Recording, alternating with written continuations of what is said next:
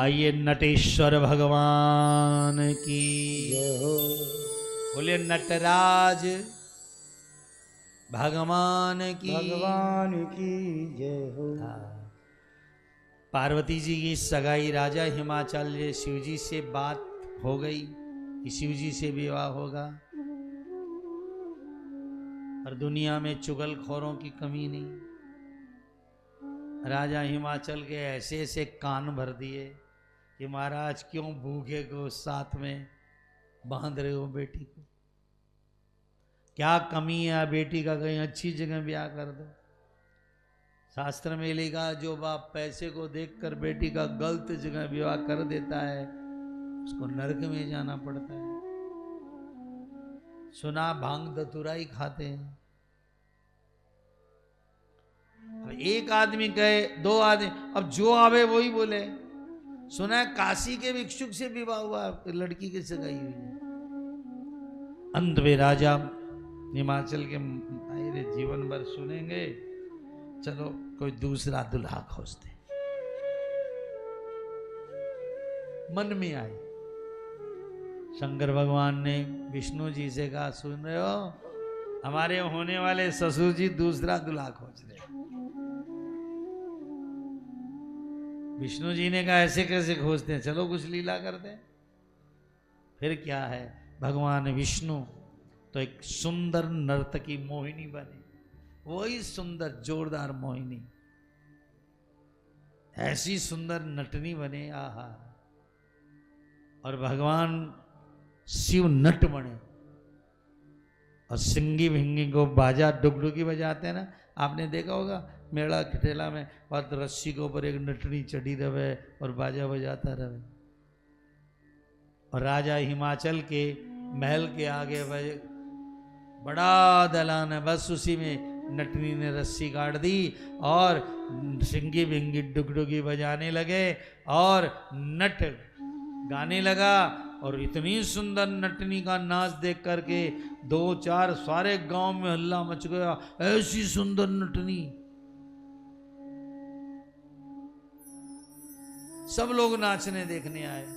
राजा हिमाचल को भी पता चला आज नाच हो रहा बड़ा सुंदर, अपनी बिटिया पार्वती को लेकर, मैना जी को लेकर के महल के सामने ही बैठ गए और नट का नाच देख रहे हैं। और सब नटनी को देख रहे हैं, नट को देख रहे हैं, नाच चल रहा है। इतने में नट दौड़ा दौड़ा है, महाराज, राजाधिराज महाराज हिमाचल महाराज ने घणी खम्मा, महाराज आप कहो तो बिना रस्सी के चढ़ कर दिखाऊं, आप कहो तो आकाश में 84 आसन लगा के दिखाऊं, आप कहो तो बिना चटाई के सो के दिखाऊं, आप कहो तो आकाश के अंदर उल्टा सो लटक जाऊं। राजा ने कहा क्यों उल्टी सीधी बात कर रहा है, आकाश में बिना रस्सी कोई चढ़ता है क्या, और बिना सेज के कोई सो सके। अरे महाराज मुझे आज्ञा दो मैं करके दिखाऊंगा। यदि ऐसा किया तो राजा ने कहा मुंह मांगा इनाम देंगे।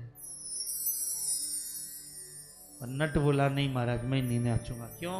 कहा मेरी नटनी, मैं कहीं जाऊं नाच करने, मेरी नटनी को कोई उड़ा के ले जाए तो सुंदर लुगाई का भी होना बड़ा मुश्किल का काम है उसको रखना। हे भगवान इतनी सोनी। राजा हिमाचल ने सैनिकों से कहा अच्छा 10,000 सैनिक तलवार लेकर खड़े हो जाओ, कहीं जाने नहीं पाए। पहले तो कहता नाचूंगा, अब कहता है मेरी नटनी को कोई ले जाएगा। महाराज देख लेना नटनी नहीं रहेगी तो मैं मर जाऊंगा। अरे कौन ले जाएगा तेरी नटनी को। फिर क्या था, भगवान शंकर ने नाचना शुरू किया। अब सिंगी भिंगी बज गई डुगडुगी, और शंकर भगवान ने बोलिए नटराज भगवान की जय हो जय हो। हाथ खोलो हाथ खोलो। होश आया तो रोने लगे, इस नट से पार्वती को ब्याह करना पड़ेगा। हे भोलेनाथ इससे अच्छा होता मैं आपसे ब्याह कर दूं। ये नट हे जी से बोले मैं तो नट था। मैं हूं नट। सिंगी विंगी ये बाजे बजा रहे थे। राजा बोला और नटनी कहाँ है? इसी समय विष्णु भगवान प्रकट हो गए। नटनी तो मैं था। बोले नटेश्वर भगवान की जय हो। राजन तुम थोड़ा हिल रहे थे ना, ब्याह करें कि नहीं करें? तो भगवान कृष्ण का क्या नाम है? नटवर। और हमारे महादेव का क्या नाम है? नटराज। हर हर महादेव। हर हर महादेव।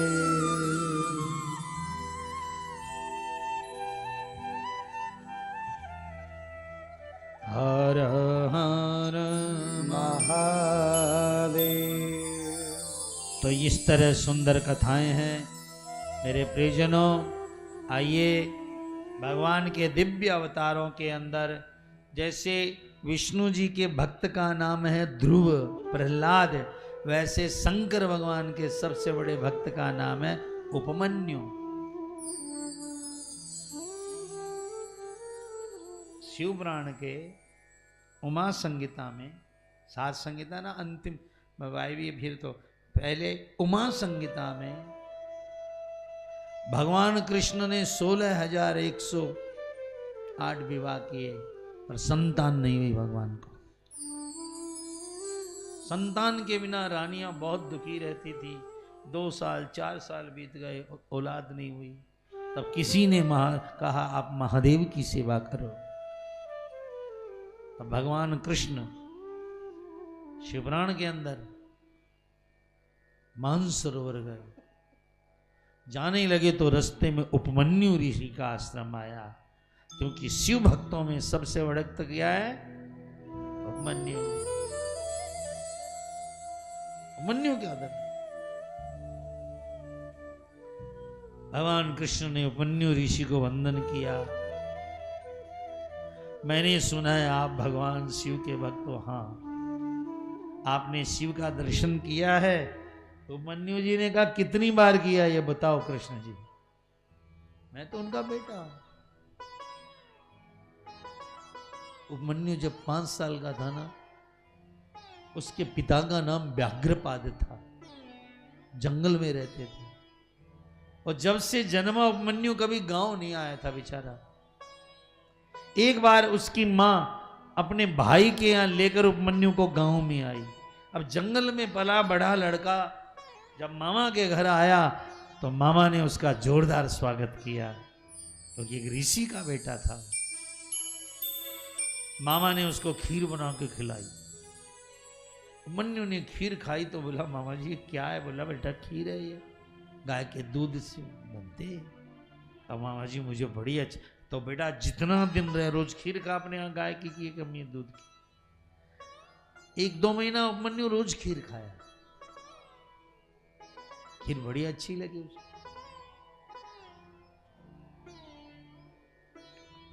लेकिन जब मां लेकर उपमन्यु को वन में गई तो उपमन्यु ने वन में जिद की, मां मैं तो खीर खाऊंगा।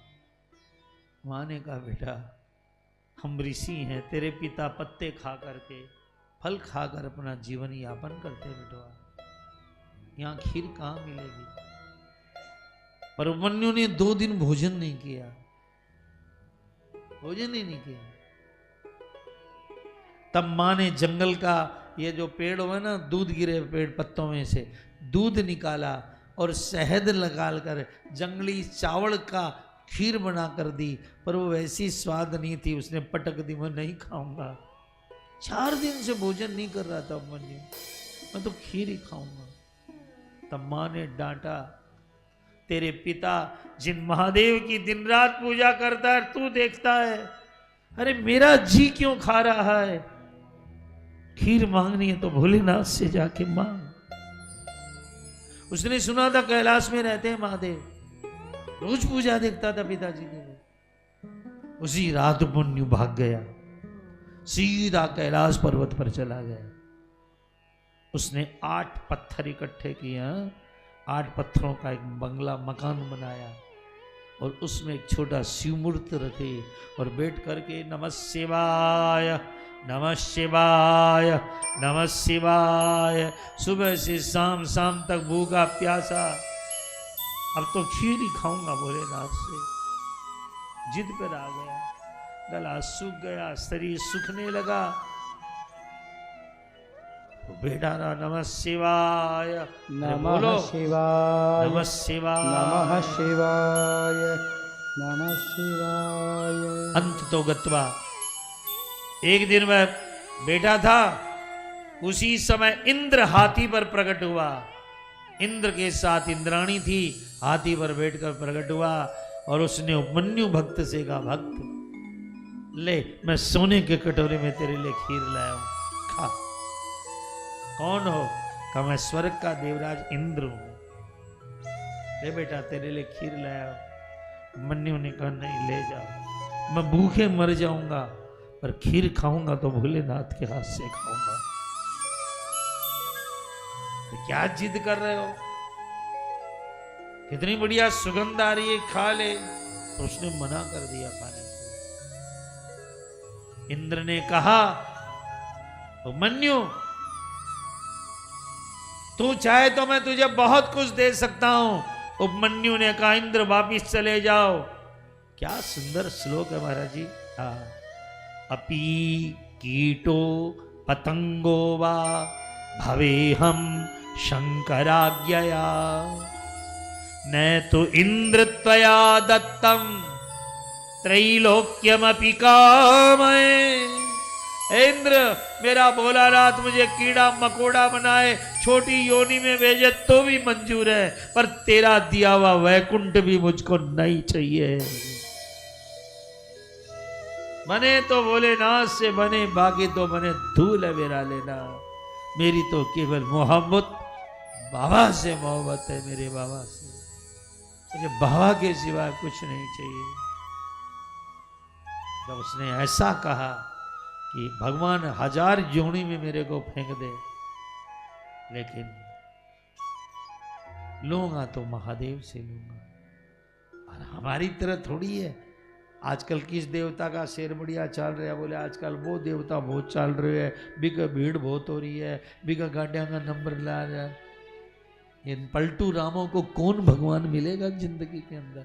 आज उनको पकड़ा, कल उनको पकड़ा। बने तो रघुवर से बने और बिगड़े तो भरपूर। बने तो रघुवर से बने, तुलसी औरन से बने। बावन ने में धूल है दूसरे से लिया तो। एक को छाड़ बीजा को भजे, जीवा जलो टब्बर की। अब तो दुनिया को भजे, हिमानत काहू जब्बर की। कभी गंग तो एक गोविंद भजे, मानत काहू जब्बर की। जिनको हरि पे विश्वास नहीं, वो आस करे अकबर की। जिनको हरि पे विश्वास नहीं, आस करे अकबर की। और उसी समय हाथी तो नांदिया बन गया, इंद्र शंकर जी बन गए, इंद्राणी पार्वती बन गई, प्रकट हो गए। बेटा मैं ही आया हूं। गोद में बिठाया पार्वती ने, उपमन्यु को खीर खिलाई, सिर पर हाथ रखा। संपूर्ण शिव विद्याओं का अधिकारी होगा, ब्रह्मवेत्ता हुआ, शिव भक्तों में श्रेष्ठ होगा उपमन्यु।